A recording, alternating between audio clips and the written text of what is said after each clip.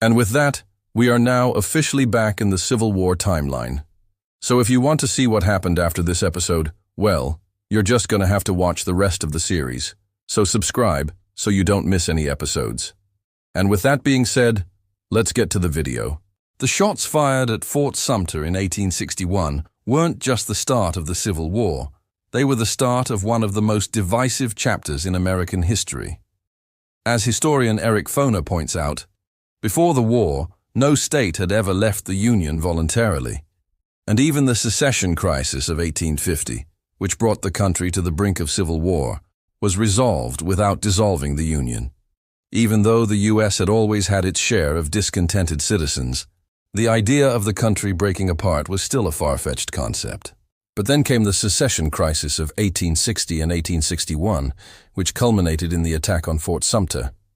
This moment was the result of decades of mounting tensions over issues such as slavery and states' rights. And while it was arguably inevitable, it nonetheless sent shockwaves across the nation and set the stage for one of the most traumatic periods in American history.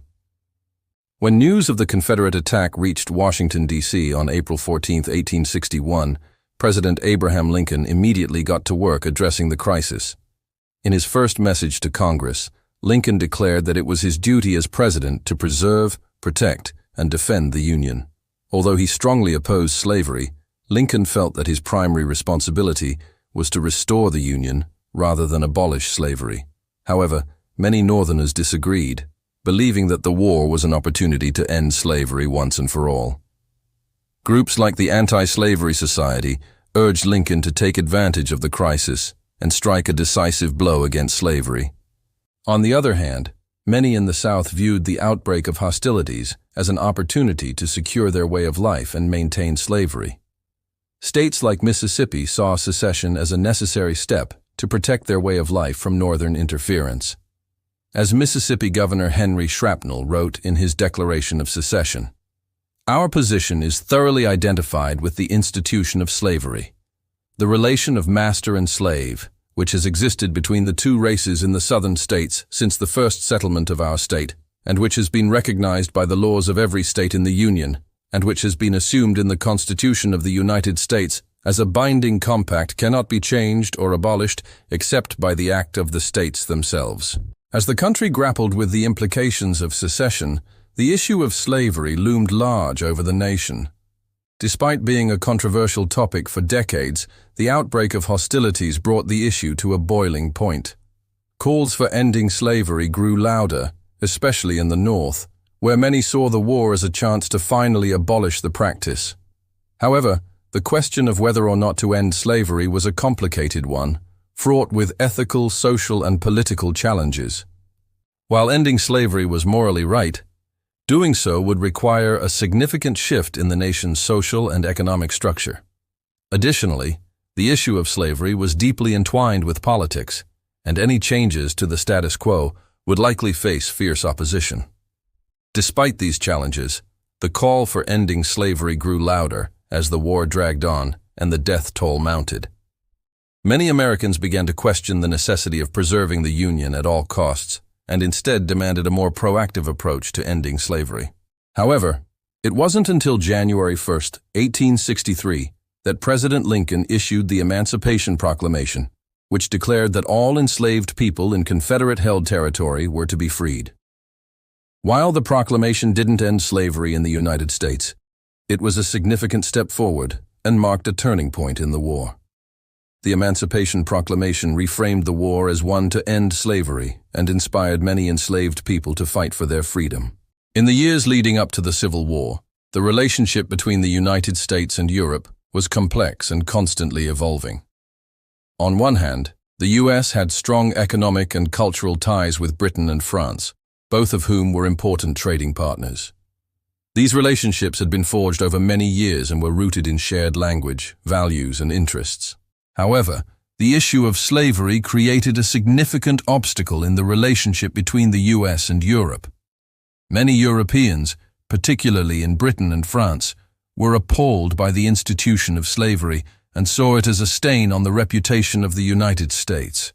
In fact, the British had already abolished slavery in their empire in 1833, while France had done so in 1848. As a result, some Europeans viewed the U.S. as being out of step with the rest of the civilized world and were hesitant to associate too closely with a country that still allowed slavery.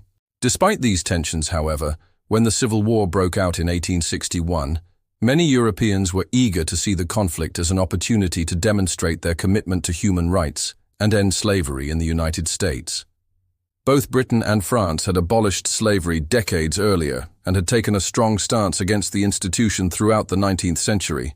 In fact, Britain had even passed laws prohibiting the importation of enslaved people and had a history of rescuing enslaved people from ships traveling to the Americas.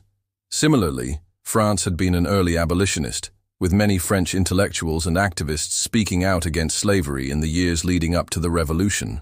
As a result, when the Civil War broke out and the United States found itself increasingly isolated on the issue of slavery, it was widely seen in Europe as an opportunity to demonstrate their commitment to human rights and end the institution of slavery once and for all. The outbreak of the Civil War in 1861 caused a stir in Europe, with many people there following the conflict closely. The war was seen as a pivotal moment for the United States, and the outcome was uncertain. Many Europeans were interested in the conflict because of the role that slavery played in causing it. As mentioned earlier, slavery was a highly contentious issue in Europe in the 19th century, and many people there were eager to see the United States end the practice. Additionally, the war was seen as an opportunity to demonstrate their commitment to human rights and end slavery in the United States. Furthermore, the war had significant implications for international trade and economics. The United States was an important trading partner for many European countries, and the conflict was disrupting trade routes and causing economic uncertainty. As a result, Europeans were eager to understand the causes and potential outcomes of the war and how it would affect them. Moreover, the war was seen as a test of the United States' ability to function as a modern democracy. The country was the world's first modern democracy, and many Europeans were interested in seeing whether it could successfully navigate a major conflict without descending into chaos. Finally, the war was simply a source of fascination for many Europeans who were captivated by the conflict and eager to learn more about the United States and its people. The Civil War was one of the most defining moments in American history, resulting in the loss of hundreds of thousands of lives and leaving an indelible mark on the nation's psyche. It was a conflict that tested the strength of the Union and the principles upon which it was founded, raising fundamental questions about the nature of government, the role of slavery in society, and the meaning of freedom itself. Though the war ultimately resulted in the preservation of the Union and the abolition of